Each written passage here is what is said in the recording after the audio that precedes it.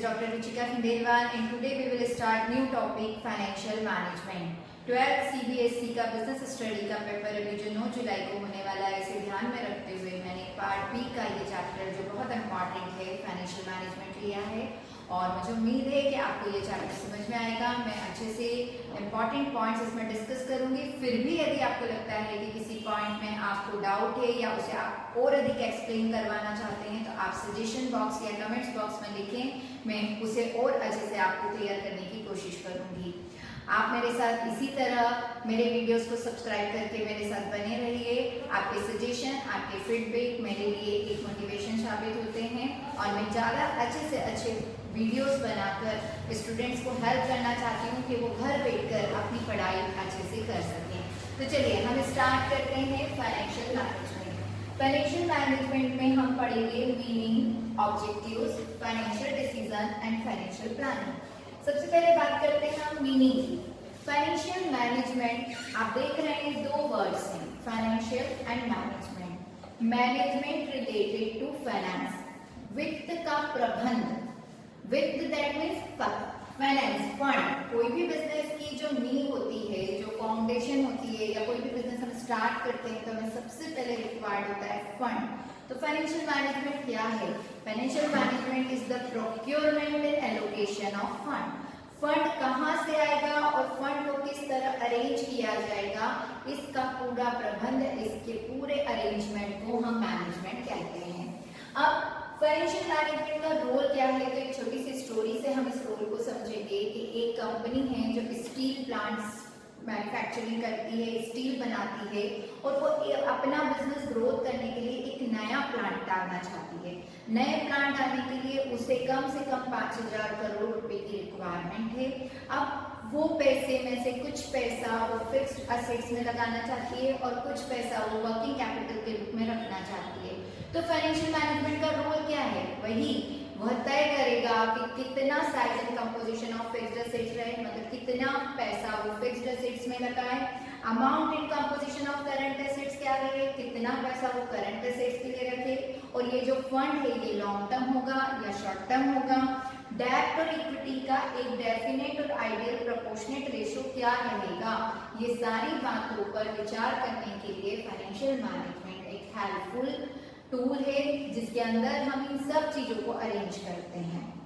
तो आपने देखा कि फाइनेंशियल मैनेजमेंट कितना इंपॉर्टेंट रोल अदा करता है किसी भी बिजनेस में। अब बात कर रहे हैं ऑब्जेक्टिव्स। फाइनेंशियल मैनेजमेंट के मेन ऑब्जेक्टिव्स क्या होते हैं?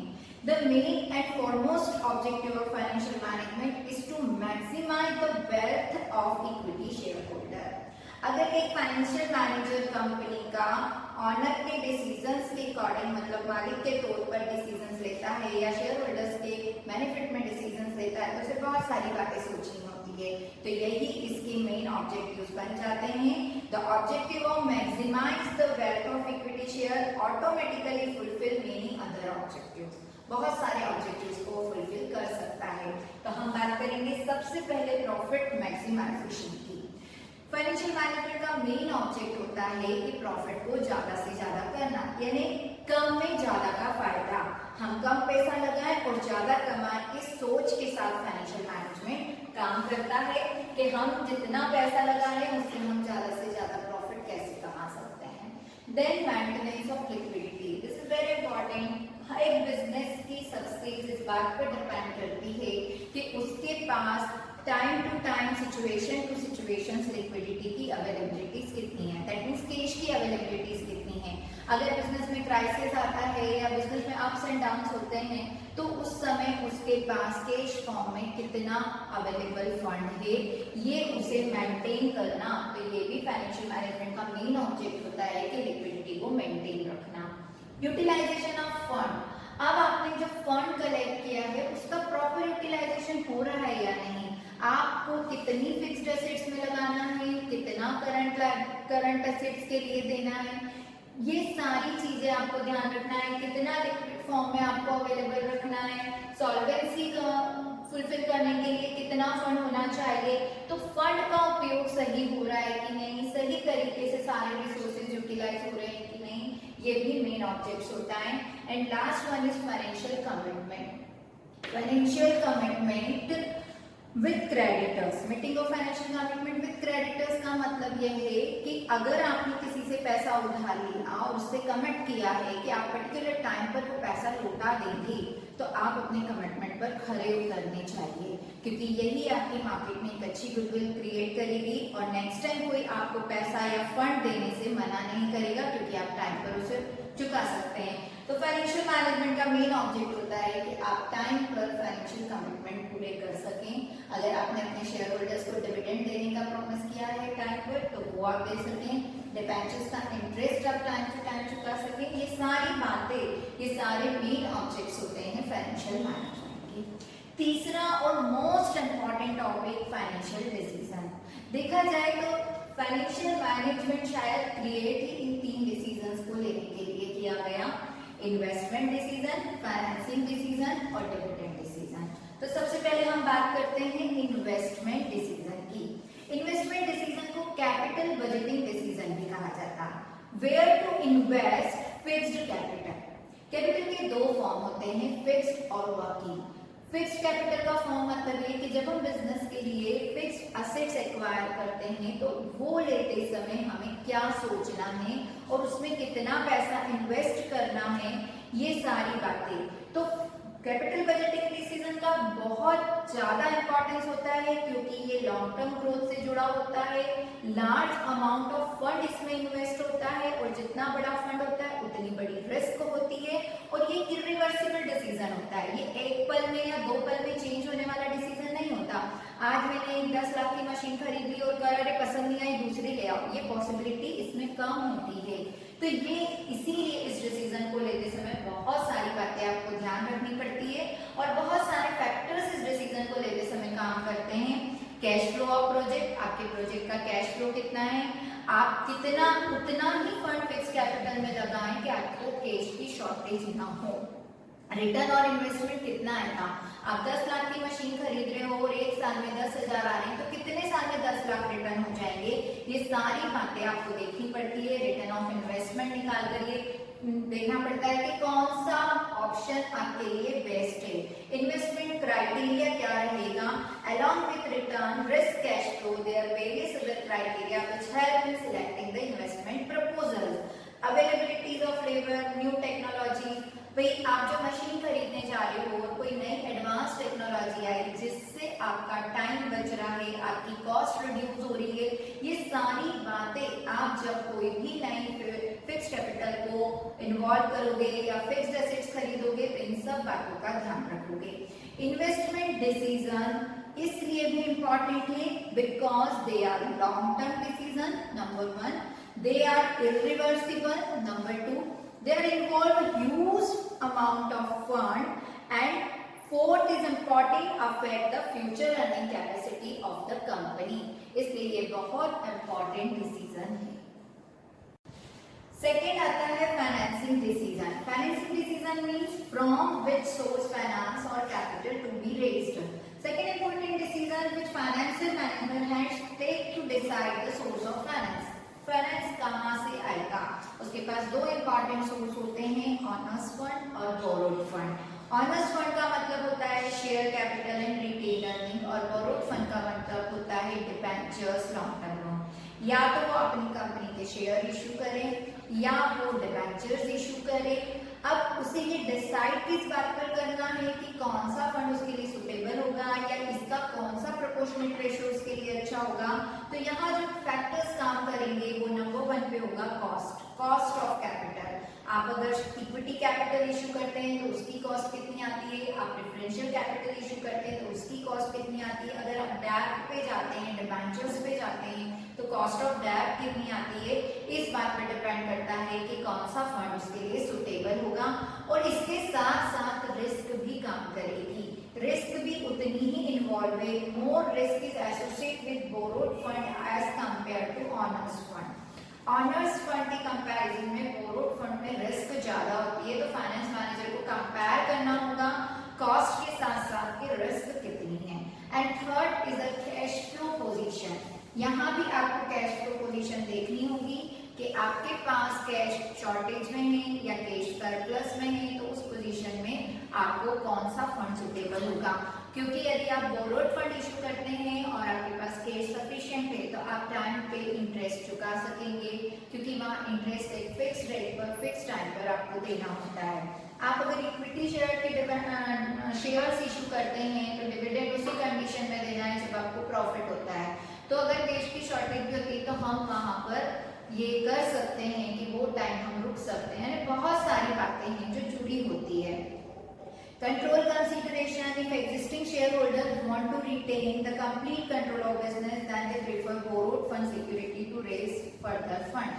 यदि आपको ऐसा लगता है कि existing shareholders पूरा बिजनेस का कंट्रोल लेना चाहते हैं तो आप ये भी कर सकते हैं कि फर्दर फंड के लिए बोरोड फंड का उपयोग करें, मतलब उसको यूज करें। If they do not mind to lose control they may go for owners fund security. आपको ये टेंशन नहीं होता कि कंट्रोल किसी और के हाथ में चला जाएगा, तो आप ऑनर्स फंड भी यूज कर सकते हैं। फ्लोटेशन कॉस्ट, ये आपकी कॉस्ट ऑफ डेब्ट में ही इन्वॉल्व होती है। फ्लोटेशन कॉस्ट मतलब जब भी आप फंड रेज करने के लिए जो खर्चे करते हैं, आप शेयर इशू करने पर जो भी लीगल एक्सपेंसेस या जो भी फॉर्मेलिटीज होती है उस पर जो एक्सपेंसेस होते हैं वो सब फ्लोटेशन कॉस्ट होती है। तो फ्लोटेशन कॉस्ट आप जब शेयर इशू करेंगे या डिबेंचर्स इशू करेंगे या लोन बोरो करेंगे तो कितनी आ रही है, क्योंकि ये कॉस्ट को इंक्रीज करेगी कैपिटल की, तो ये भी आपको ध्यान रखना है। तो फ्लोटेशन कॉस्ट पर भी ध्यान देना है। State of capital market, the condition in capital market also help in deciding the type of security to be raised. Market की पोजीशन क्या है ये भी डिसाइड करती है कि आप कौन सा फंड चुने, ऑनर्स फंड चुने या बोरोड फंड चुने। During the boom period it is easy to sell equity share, people are ready to take risk, where during the depression period there is more demand for that security in capital market. अगर समय बहुत अच्छा चल रहा है, market की position बहुत अच्छी है तो इक्विटी शेयर आसानी से बिक जाते हैं, लोगों के पास डिमांड रहती है। लेकिन जब डिप्रेशन पीरियड या रिसेशन टाइम चलता है तो more demand for that security in capital market. तो आपने देखा कि फाइनेंसिंग डिसीजंस लेते समय कौन कौन से फैक्टर्स काम करेंगे और किस आधार पर आप ये फाइनेंसिंग डिसीजन लेंगे। Then third and important decision, dividend decision. That is appropriation, distribution of profit. These decision is concerned with distribution of surplus and fund. किसी भी बिजनेस में जो प्रॉफिट होता है उसका वो पार्ट जो शेयर होल्डर्स में डिस्ट्रीब्यूट किया जाता है उसे डिविडेंड कहते हैं। इसे हिंदी में बोलते हैं लाभांश, लाभ का अंश। This is the share of profit distributed to share holders. तो जब डिविडेंड डिसीजन लिया जाएगा तो किन बातों का ध्यान रखा जाएगा, कौन कौन से फैक्टर्स अफेक्ट करेंगे। तो number 1, earning. Dividend paid out of the current in previous year earning. पिछले साल की अर्निंग और करंट ईयर की अर्निंग पर डिसाइड होता है। यदि कंपनी को ज्यादा अर्निंग होगी तो हाई रेट पर वो डिविडेंड दे सकेगा, अगर कंपनी को अर्निंग कम होगी तो वो लो रेट पर डिविडेंड देगा। Stability of earning, company having stability और smooth earning prefer to give high rate of dividend. Company कोशिश करेगी कि उसकी अर्निंग की एक स्टेबिलिटी बने और अर्निंग की जिस प्रोपोर्शनेट में ग्रोथ होती है, जिस प्रोपोर्शनेट में अर्निंग इंक्रीज होगी उसी प्रोपोर्शनेट में डिविडेंड की रेट भी इंक्रीज हो सकती है। कैश फ्लो पोजीशन क्या है, फिर वही बात, अगर आपके पास कैश सरप्लस में है तो आप अच्छा डिविडेंड बांट सकते हैं, अगर कैश की शॉर्टेज है तो डिविडेंड की रेट आपको कम करनी होगी। ग्रोथ अपॉर्चुनिटी, आपने नया नया बिजनेस शुरू किया है और नए नए बिजनेस में आपको प्रॉफिट होना शुरू भी हो गया, लेकिन आप प्रॉफिट के बड़े हिस्से को अपने बिजनेस को एक्सपांड करने में लगाना चाहते हैं और प्रॉफिट का एक छोटा हिस्सा कम हिस्सा आप शेयर होल्डर्स में डिस्ट्रीब्यूट करना चाहते हैं। तो ये ग्रोथ अपॉर्चुनिटी भी आपको देखनी होगी कि अभी आपके एक्सपांशन के ग्रोथ के चांसेस कितने हैं, आप कितना पैसा रिटेन अर्निंग के फॉर्म में रखना चाहते हैं और कितना पैसा डिविडेंड के फॉर्म में बांटना चाहते हैं। स्टेबिलिटी ऑफ डिविडेंड मार्केट में आपकी एक अच्छी पोजीशन बनाती है। डिविडेंड स्टेबल रहे, आपका डिविडेंड की रेट ज्यादा से कम ना हो, कम से ज्यादा हो, ये एक अच्छी पोजीशन होती है। तो आपको एक डिविडेंड की रेट भी मेंटेन रखनी होगी। प्रेफरेंशियल शेयर अगर आपने इशू किए तो उन्हें हर हाल में, हर कंडीशन में एक फिक्स्ड रेट में डिविडेंड देना होता है। टैक्सेशन पॉलिसी क्या आती है गवर्नमेंट की, ये भी डिसाइड करती है कि आपको कितना डिविडेंड देना है, किस रेट से डिविडेंड डिक्लेयर करना है। तो ये सारे फैक्टर्स काम करते हैं डिविडेंड डिसीजंस के लिए। ये इस चैप्टर का सबसे इंपॉर्टेंट टॉपिक है, इन्वेस्टमेंट डिसीजन, फाइनेंसिंग डिसीजन और डिविडेंड डिसीजन। इस पर काफी सारी केस केस स्टडीज आती है, आप लोग पढ़िए। यदि किसी केस स्टडी में आपको डाउट हो तो आप सजेशन बॉक्स में लिखकर मुझसे वो केस स्टडी भी डिस्कस कर सकते हैं। लास्ट टॉपिक इसका फाइनेंशियल प्लानिंग। फाइनेंशियल प्लानिंग क्या होती है? यहाँ पे दो वर्ड्स आएंगे, फाइनेंशियल और प्लानिंग। आप सब जानते हैं कि मैनेजमेंट का फर्स्ट फंक्शन होता है प्लानिंग, और यहाँ पर हम बात कर रहे हैं फाइनेंशियल मैनेजमेंट की, तो यहाँ भी प्लानिंग किससे रिलेटेड होगी? Planning related to finance, finance से रिलेटेड प्लानिंग होगी। अब फाइनेंस से रिलेटेड प्लानिंग अगर है तो इसमें क्या है? तो इसमें यही है कि आप फंड कहाँ से रेज करेंगे, कितना रेज करेंगे और उसको किस तरह से डिस्ट्रीब्यूट करेंगे, किस तरह से बांटेंगे। ओवरऑल अगर हम कहें तो financial planning means deciding in advance how much to spend और what to spend according to fund at your disposal. तो इसके मेन ऑब्जेक्ट क्या हुए? Number 1, to ensure availability fund whenever these are required and to see the firm does not raise resource unnecessarily। मतलब इस बात का विश्वास दिलाना कि आप जो फंड इकट्ठा कर रहे हैं उसका सही तरीके से यूटिलाइज हो रहा है और आप ओवर फंड या एक्स्ट्रा फंड नहीं इकट्ठा करें जिससे अननेसेसरी वेस्ट हो या उसका सही उपयोग ना हो पाए। तो फाइनेंशियल प्लानिंग के मेन इंपॉर्टेंस यही होते हैं, make the firm better prepare to face the future. भविष्य को सही तरीके से फेस करने के लिए आप सही प्लानिंग करिए। ये बिजनेस शॉक और सरप्राइजेस को अवॉइड करता है क्योंकि हम पहले से प्रिपेयर्ड होते हैं कि क्या कंडीशन आने वाली है। उसी तरह की बात है कि बारिश आने वाली है और हम अपनी रेनकोट को साथ में लेके चल रहे हैं, यानी सेफ्टी पॉइंट ऑफ व्यू से।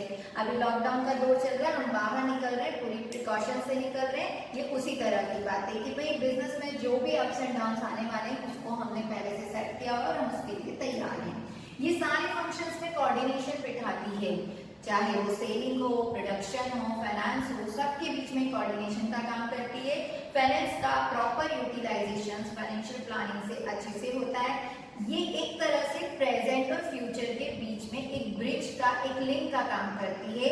ये इन्वेस्टमेंट और फाइनेंसिंग डिसीजन के बीच में एक लिंक का काम करती है और ये अपनी एक्चुअल परफॉर्मेंस को जो प्लानिंग के अंदर प्री डिसाइडेड हमने प्लान किया है उससे कंपेयर कर सकती है कि एक्चुअल परफॉर्मेंस कैसे हो रहा है। अगर उसमें कहीं कुछ गड़बड़ है या वेरिएंसेस आ रहे हैं तो उसको करेक्ट करने के लिए ये बहुत सारे एक्शंस और बहुत सारे स्टेप्स उठा सकते हैं। तो प्लानिंग इज इम्पॉर्टेंट। अब आपके मन में ख्याल आ रहा होगा कि मैडम फिर फाइनेंशियल मैनेजमेंट और फाइनेंशियल प्लानिंग में डिफरेंसेस क्या रहेंगे? तो देखा जाए तो financial management it refers to efficient acquisition, utilisation and disposal of surplus for the smooth flow of an organisation. पूरे ऑर्गेनाइजेशन के लिए फंड की व्यवस्था फाइनेंशियल मैनेजमेंट में है और financial planning is the estimation of capital required. आपको कितनी कैपिटल की जरूरत है, कहां से उसका सोर्स ऑफ फंड क्या होगा और उसका यूटिलाइजेशन ऑफ फंड क्या होगा, ये हम प्लानिंग में डिसाइड करते हैं। इन्हें ओवरऑल हम ये कह सकते हैं कि financial management is a wider scope and financial planning is a narrow scope. ये भी कह सकते हैं कि financial planning is the part of financial management. Financial management का एक इंपॉर्टेंट पार्ट होता है फाइनेंशियल प्लानिंग। फाइनेंशियल मैनेजमेंट में हम फाइनेंस से रिलेटेड सारी एक्टिविटीज डिस्कस करते हैं, जबकि फाइनेंशियल प्लानिंग में हम केवल फंड पर कॉन्सेंट्रेट करते हैं कि सोर्स ऑफ फंड क्या होगा एंड यूटिलाइजेशन ऑफ फंड क्या होगा।